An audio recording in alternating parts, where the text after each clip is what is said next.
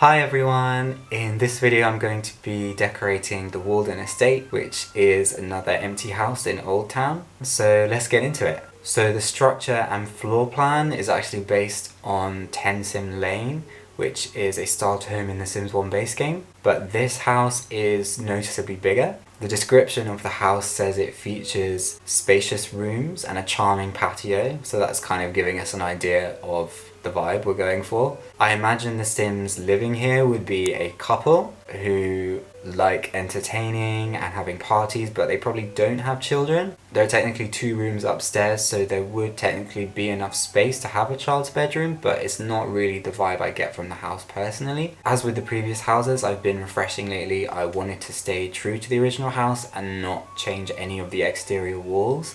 I did end up making some changes to the floor plan upstairs, but nothing too drastic. So I started by separating the large grey tiled room into 2 parts, having one part as the kitchen and then one as the dining area. I changed the flooring and wall covering in the dining area, and I added 2 extra wall pieces just to separate the 2 spaces a little bit while still keeping them all as one room. In terms of colours for the kitchen, I wanted to try something a little bit different. So the original wallpaper is a lavender one from the base game, and I wanted to keep that and decided to match it with some purple kind of counters that I hardly ever use. Not quite sure if it works, but it's nice to not play it safe all the time.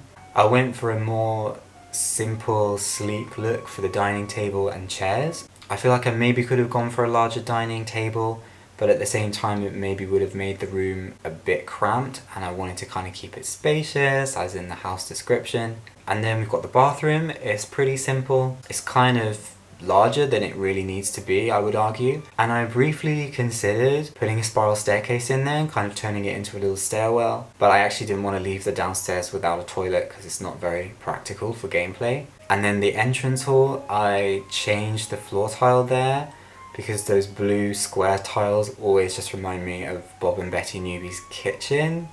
There's nothing wrong with that, it's just not what I was going for with my entrance hall. So I changed it to the wood floor that's in the large room next to the dining room, and I just put a desk with a computer. I rarely use the egg chair, but I just fancied using it because it's a fun object. And then I just put a little side table with the phone on it by the door. I changed the wooden floor in the large living room because even though I did use that in the entrance hall, I did feel it was a little bit bright and intense for such a large room. And then I also felt it made sense to match it to the wood floor that's actually in the dining room. So then when you go between those 2 rooms, the floor doesn't change. The staircase was a bit of an issue. It kind of doesn't sit very neatly in that room, and because of the upstairs floor plan, it was a little bit limiting in terms of the different options for keeping that staircase, so I got rid of it and put a spiral staircase in instead, and then changed the upstairs floor plan a little bit. So when you get to the top of the stairs, there's a little landing area, and then you've got a door that takes you out onto the balcony,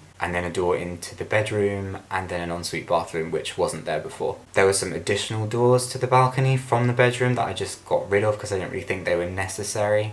I'm not quite sure what I was thinking with the bathroom. Looking at it now, it's kind of giving Palazzo Palms Hotel from Vacation Island. If you've ever been to that lot, you might know what I'm talking about, but it is what it is. I put a telescope and chemistry set on the balcony, as well as the chess set that's in the bedroom, because you can never have too many ways to improve your logic skill.